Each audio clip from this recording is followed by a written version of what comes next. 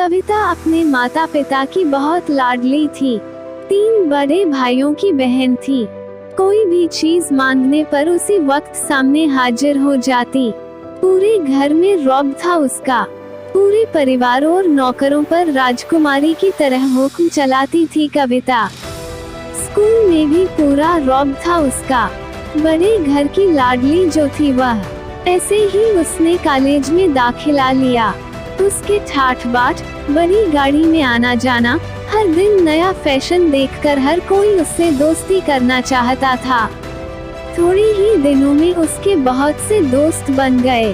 पूरे कॉलेज में उसकी अपनी ही एक पहचान थी। इन दिनों उसके घर एक रिश्ता आया। खानदानी लोग थे और पापा की पुरानी जान पहचान थी उनके साथ। कविता के साथ कोई जबरदस्ती नहीं थी, पर कविता ने फिर भी हाँ कर दी, क्योंकि वह अपने परिवार से बहुत प्यार करती थी। वह जानती थी कि वह लोग उसका अच्छा ही सोचेंगे। लड़के का नाम राज था। राज काफी पढ़ा लिखा और समझदार लड़का था।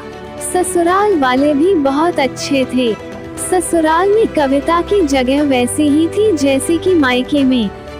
कोई भी कार्य कविता की सलाह के बिना नहीं होता था। सबकी लाडली बहू बन गई थी वह। फिर उसके घर एक बेटे का जन्म हुआ। राहुल कविता को जान से प्यारा था।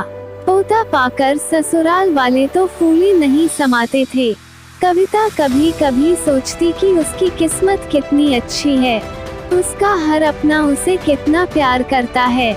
चाहे जीवन में कैसा भी समय आए, मेरे अपने हमेशा मेरे साथ हैं। मैं कभी अकेली नहीं हो सकती। कितनी खुशकिस्मत हूँ मैं। पर शायद कविता की खुशियों को उसकी अपनी ही नजर लग गई थी। एक दिन वो मायके जाने की जिद कर बैठी। राज को बहुत काम था, लेकिन वो फिर भी उसे ले गया। रास्ते में उनकी गाड़ी अन्य गाड़ी से टकरा गई। कविता, राज और राहुल बहुत बुरी तरह से जख्मी हो गए। काफी दिनों के इलाज के बाद राज और राहुल तो ठीक हो गए, लेकिन कविता पूरी तरह ठीक ना हो सकी। सर पर चोट लगने के कारण वह अपनी आंखों की रोशनी खो बैठी। अब कविता की किस्मत जैसे उल्टे पांव चलने लगी। मायके वाले कुछ दिनों तक उसे मिलने आते रहे, फिर कभी कभार फोन ही करके पूछ लेते कि अब कैसी हो।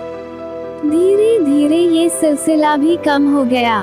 ससुराल वालों की सहानुभूति भी कम होने लगी। घर में किसी को पास बैठने के लिए कहती तो जवाब मिलता, बहुत काम है, अब तुम भी हाथ नहीं बंटा सकती। राज भी चिड़चिड़ा हो गया था। बस राहुल ही था उसके साथ, जिसके साथ हंसते खेलते उसका वक्त गुजरता। एक दिन कविता के हाथ से कुछ सामान गिर गया, जिसकी वजह से राहुल को हल्की सी चोट लग गई।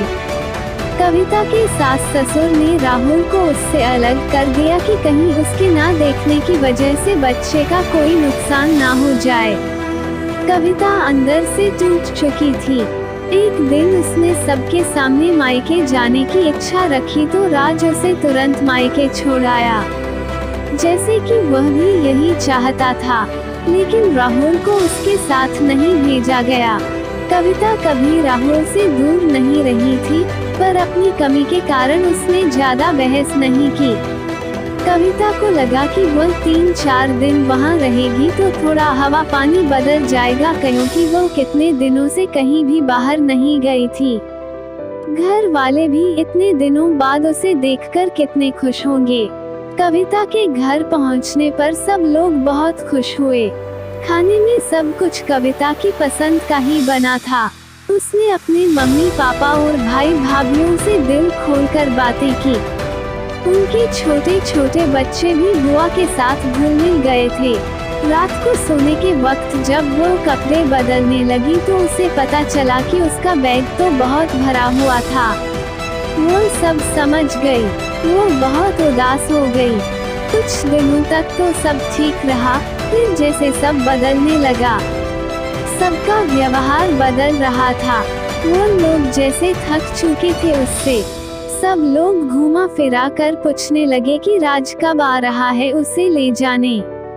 वो बहाना बना देती, जबकि वह जानती थी कि उस घर में अब उसके लिए कोई जगह नहीं।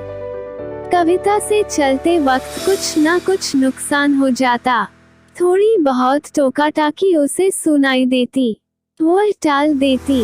एक दिन उसके हाथ से लगकर एक कीमती फूलदान टूट गया। छोटी भाभी ने बहुत हंगामा मचाया। कविता के माता पिता रोज रोज के झमेलों से तंग आ गए थे। उन्होंने राज को खुद से फोन कर दिया। राज कविता को अपने घर ले गया।